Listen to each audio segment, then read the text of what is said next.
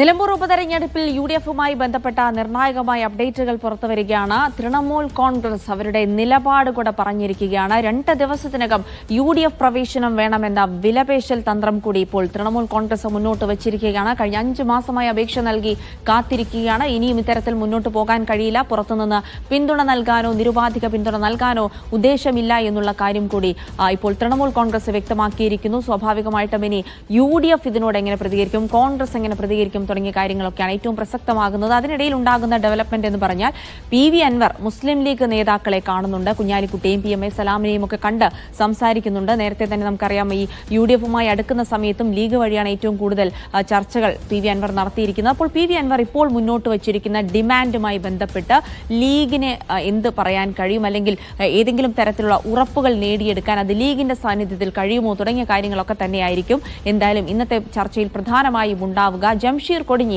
വിവരങ്ങൾ നൽകാനായി ചേരുന്നുണ്ട്. ജംഷീർ, നിലവിലുള്ള സാഹചര്യത്തിൽ ഇപ്പോൾ നടത്തുന്ന മുസ്ലിം ലീഗുമായി PV അൻവർ ഇപ്പോൾ നടത്താനിരിക്കുന്ന ചർച്ച വളരെ നിർണായകമാണ്.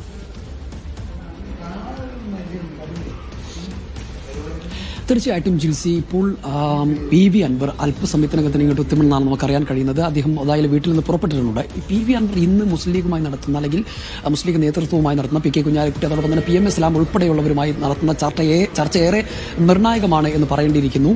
പ്രത്യേകിച്ച് നിലവിലെ ഒരു സാഹചര്യം TMC അല്ലെങ്കിൽ PV അൻവർ മുന്നോട്ട് വെച്ച 2 കാര്യങ്ങൾ. ഒന്ന് തങ്ങൾ മുന്നോട്ട് വെച്ച സ്ഥാനാർത്ഥിയെ വേണമെന്നുള്ള കാര്യം, പക്ഷെ അത് നടന്നില്ല. ഇപ്പോൾ ആര്യടൻ ഷൗക്കത്ത് സ്ഥാനാർത്ഥിയായി വന്നിരിക്കുന്നു. രണ്ടാമത്തെ കാര്യം എന്നുള്ളത് ഈ തങ്ങളെ മുന്നണിയിൽ എടുക്കണം എന്നുള്ള കാര്യമാണ്.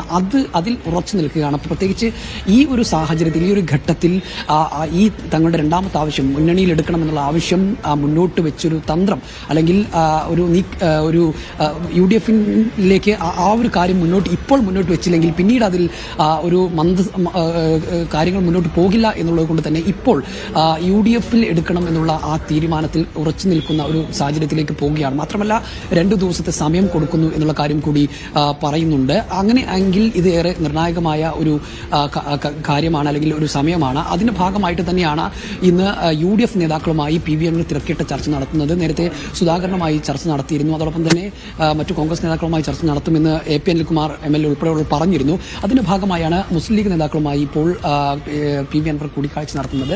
അതിലെടുത്ത് പറയേണ്ട ഒരു കാര്യം, പല ഘട്ടങ്ങളിലും ഈ PV അൻവർ എപ്പോഴും UDF-നെ പ്രതിരോധത്തിലാക്കുന്ന സാഹചര്യം, നേരത്തെ ഈ സ്ഥാനാർത്ഥി പ്രഖ്യാപനവുമായി ബന്ധപ്പെട്ട് ഇന്നലെ വലിയ തരത്തിലുള്ള പ്രതിരോധത്തിലാക്കുന്ന ഒരു സാഹചര്യം PV അൻവർ ഭാഗത്തുനിന്ന് ഉണ്ടായ ഘട്ടത്തിൽ പോലും നമ്മൾ ഇന്നലെ PK കുഞ്ഞാലിക്കുട്ടിയെ കണ്ടപ്പോഴും അതോടൊപ്പം തന്നെ സാദിഖ് അലി തങ്ങളെയും മുനവറയിൽ തങ്ങളെ ഉൾപ്പെടെ നമ്മൾ നേരിട്ട് കണ്ട മീഡിയയോട് പ്രതികരണം തേടിയപ്പോഴൊക്കെ അവരൊക്കെ PV അൻവർ കൂടെ നിൽക്കണം, PV അൻവറിനെ അനുനയിപ്പിക്കും എന്നുള്ള ഒരു ആത്മവിശ്വാസം പങ്കുവെക്കുന്ന ഒരു കാര്യമായിരുന്നു. UDF-നൊപ്പം തന്നെ അൻവർ ഉണ്ടാകുമെന്ന് പല ആവർത്തി പറയുന്ന ഒരു സാഹചര്യം ഉണ്ടായിരുന്നു. അതുകൊണ്ട് തന്നെ ലീഗ് നേതൃത്വം പലപ്പോഴും PV അൻവറിന് ഒരു മൃദു സമീപനം സ്വീകരിക്കുകയും ചേർത്ത് നിർത്താനുള്ള ശ്രമങ്ങൾ നടത്തുകയും ചെയ്യുന്നുണ്ട് എന്നുള്ളത് കൊണ്ട് തന്നെ അതുകൊണ്ട് തന്നെയാണ് പ്രതീക്ഷയോടുകൂടി PV അൻവർ ലീഗ് നേതൃത്വത്തെ കാണാൻ വരുന്നത് എന്നുള്ളതാണ്. UDF-ലെ പ്രധാന ഘടകകക്ഷി എന്നുള്ള നിലക്കും അതോടൊപ്പം തന്നെ ലീഗ് ഒരു സമവായത്തിലേക്ക് കൊണ്ടുപോകുന്നുള്ള പ്രതീക്ഷ കൂടി തന്നെയാണ് ഇങ്ങോട്ടേക്ക് വരുന്നത് എന്നുള്ളത് തന്നെയാണ്.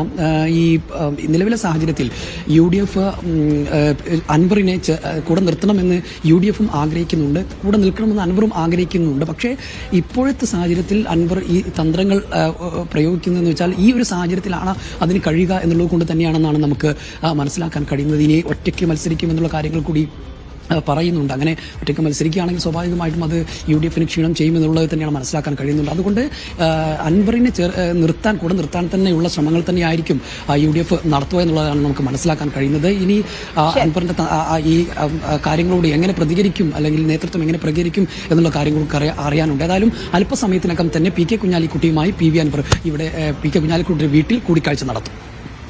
എന്തായാലും അൻവർ മുസ്ലിം ലീഗ് നേതാക്കളുമായി കൂടിക്കാഴ്ച നടത്തുന്നുണ്ട്. അതിലുണ്ടാകുന്ന തീരുമാനങ്ങൾ നിർണായകമായിരിക്കും.